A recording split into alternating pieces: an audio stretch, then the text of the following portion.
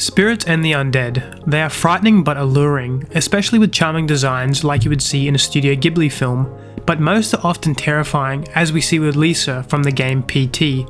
In today's video, I'll be talking about a manga that deals with hunting spirits. Two Rabbit Exorcists by Ichikawa Hiromi is an amazing new manga about two characters hunting spirits. This manga has been published in Weekly Young Jump since late 2024. This manga has amazing art and an interesting story that grabbed my attention instantly. In this video, I will be covering the first chapter as well as some later aspects of the story, then I will talk about the art and what I find interesting about it. If you want to avoid spoilers, please click off now, but if you don't mind spoilers or have already read this manga, then please enjoy the video. The manga starts with a flyer saying we resolve paranormal phenomena, and we see the two characters discussing the recent rise in requests they've gotten since their flyers went out. We get a double spread showing the two characters we will be following through the story. Exorcists are someone who banish evil spirits. Gotsuchi is woken up from a nap and they arrive at their next request. The girl's name is Iruka. Iruka tells Gotsuchi to hurry up. The elderly woman asks if their flyer is true in what it says. Yes, we resolve paranormal phenomena. Every word on that flyer is true and we go all over the country doing this, Iruka replies. If there's an evil spirit, then we will cut it down, and we see Gotsuchi draw his sword.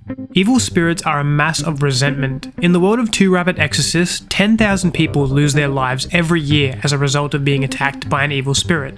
We cut to the two exorcists relaxing in their room and arguing over One Piece. Man, I'm beat, Gotsuchi says as we see a dead evil spirit further in the room. Only special people such as exorcists can actually see these evil spirits, a lot like how curses work in Jujutsu Kaisen. Iruka mentions that this inn is swarming with spirits and offers to give Gotsuchi a hand. Gotsuchi asks Iruka how many swords Zoro uses, and when she can't give her answer, he gets up and tells her to keep reading. The innkeeper asks Iruka why they got into this line of work, as they are both so young. Iruka tells her that it's a family business and they come from families of Shinto priests. Iruka tells the innkeeper that she tried running away from the family business one time, but now she's following along for someone else's vendetta, and Iruka and Gotsuchi both have solemn expressions on their face. We see Gotsuchi drenched in blood from the spirits he's killed. We get a flashback to the two when they were younger. The heads of the family are criticizing Iruka's laziness and praising Gotsuchi. They leave and chat, and it's evident that Iruka has no desire to pursue anything spiritual, even saying that spirituality's got nothing on subscription services, which is a funny line as a whole. Iruka wants to leave and go live the city life. She asks if Gotsuchi is even listening to her, and she asks him if he's going to keep looking, and he just responds with, yeah, pretty much. We learn that he's looking for a spirit that killed Iruka's older sister, Iruka. Gotsuchi then asks if she's going to her grave for the anniversary of her death. Iruka pauses before saying, when my sister died of cancer, did you suddenly become a doctor? Which seems like some strange throwaway line, but as the story progresses, that line becomes a lot more significant. Iruka says she's kidding and walks off. We see a time lapse of her life after leaving, working in bars and partying, and she visits Gotsuchi in the hospital after one of her shifts. She mentions he's really committed to this thing, and then she says, why? There's no payoff. Her sister is gone. Gotsuchi corrects her, saying murdered. She tells him he's hopeless. Iruka breaks down, reiterating that her sister is dead. They were both there when she was cremated, and that's honoring the dead, not this obsession he's throwing his life away for. He tells her that she's really living her life, isn't she? It was in this scene that I realized it's not just Gotsuchi who's hung up on Iruka's death, but Iruka as well, and her partying and lifestyle is just to distract her from thinking about her sister. At least that's what I believe. We then cut back to Gotsuchi cutting up spirits at the inn. Gotsuchi thinks there's an excessive amount of spirits at this inn, even for somewhere a lot of people frequent.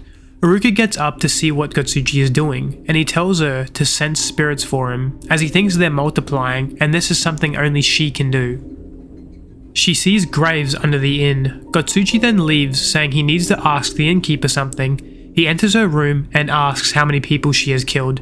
Evil spirits are masses of grudges and resentment, and there's too many here, all targeting her. She apologizes and confirms Gotsuchi's suspicion. He gets up not really caring that she's a serial killer. He himself even says he doesn't know how to judge people, that's not his purpose in life, but I can judge an evil spirit. We see Gotsuchi cutting down many spirits, and Iruka monologues mentioning how he believes in an afterlife. He kills spirits to honor Iruka, and we see Iruka join him in the hunting. During the fight, Gotsuchi asks if she's okay. She tells him she's dead tired, and he responds telling her that's why he told her he could handle it alone. But she remembered seeing him in the hospital, and she replies, not gonna happen. They both take out many spirits together, and the art is so amazing in the series, especially in the fights. All the spirits begin merging together. We see the final form of this spirit standing in front of them. Gotsuchi mentions that the stronger an evil spirit is, the more complex their form becomes. He thanks Iruka for helping and says he will take it from here. We see him decimate the spirit with ease, and Iruka watches on. It's done, and they quickly discuss what they will eat on their way home, which shows just how accustomed to this work they have become.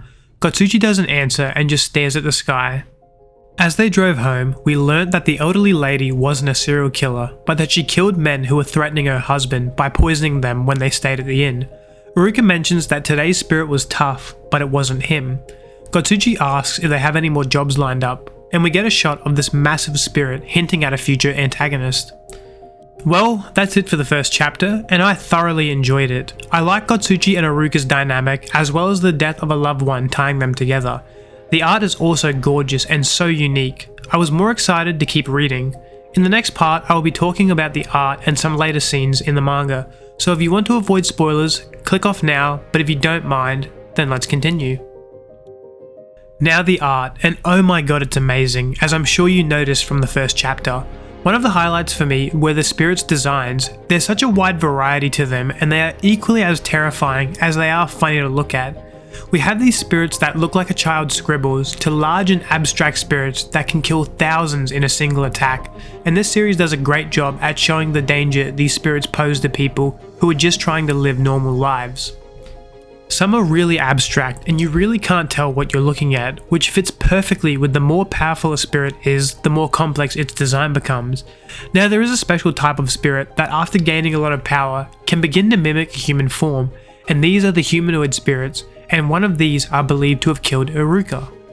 Their designs are also very cool, at least for the one I've seen so far, and they are extremely powerful, being able to take out a professional exorcist with ease, as well as leaving a mountain of corpses in the process. I can't wait to see more of these humanoid spirits in the future. Some of the spirits are even based on real-life yokai from Japan, as we see with the Gasha Dokoro. I really hope I said that right. A large skeleton that in Japanese mythology was the amalgamation of the vengeful spirits of those who died on the battlefield, and we see this creature wreak havoc in the city during the story. Its design has been changed a little, and I think it makes it all the more terrifying. This series to me is a series about overcoming grief, at least that's what the main motivator is for the protagonist. We get to see a lot more of Iruka and what she meant to Gotsuchi, but I won't be spoiling that. But the series draws emotional panels very well, often the panel just being the character themselves with no background, highlighting their emotions. Character design as a whole was very good, nothing too over the top, but consistent and clean for everyone. The fight scenes are done so well, and there is no restriction on the blood in this series, with fight scenes covering the characters in blood. The scratchy strokes over the swords add a nice arc of the blade. Overall, this series has an amazing art style that complements the dark tones of the story extremely well. The colour pages remind me of movie posters, and I can't exactly figure out why, but whenever I see them, that's all I can think about. Two Rabbit Exorcists is an extremely gritty and dark story that gripped me in its first 14 chapters. I will definitely be making a follow-up video when this series concludes. It gives me Chainsaw Man and Jujutsu Kaisen vibes, although a bit more depressing, which is the tone I think the author is going for. I hope in this video I've convinced some of you to try this new manga. Well, that's it from me. If you enjoyed the video, please like and subscribe, and I will see you in the next one. Bye!